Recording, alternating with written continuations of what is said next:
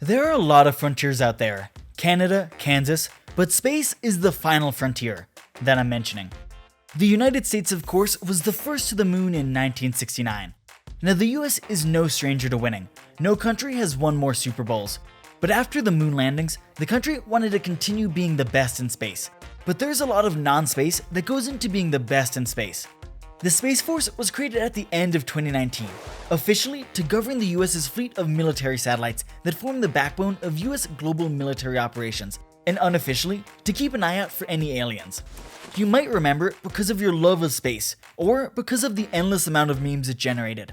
Forget about the rockets. To dominate space, you need to have great launch pads, R&D facilities, hot dog stands, and yes, even horses.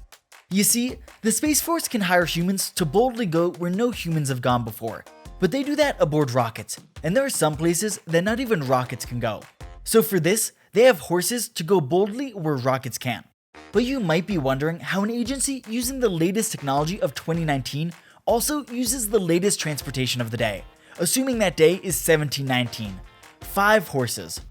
The Space Force's Horse Force joins a list of more than 100 mounted horse regiments in the US, mostly used for domestic law enforcement. Horses have had a long history in military service. In World War I, over 6 million served, and even World War II saw nearly 3 million, including at the Charge of Krzyżanty that saw the Polish 18th Pomeranian Regiment clash against German panzer tanks. But today, these horses live much more peaceful lives. Vandenberg Air Force Base is the third largest Air Force base in America. Located in Southern California, the nearly 100,000-acre base has incredibly varied terrain, from hills to farmland to California beaches.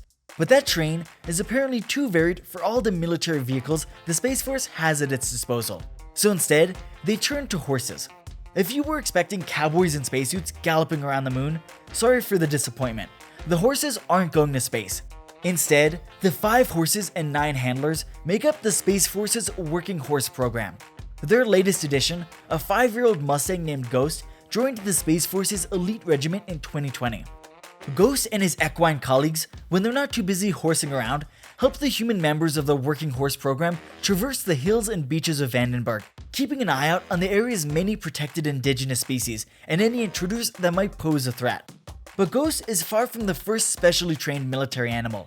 Back in World War II, before the invention of GPS, Americans trained pigeons to guide missiles to their target. Learn more about that in this video here. And remember, there is always more to learn.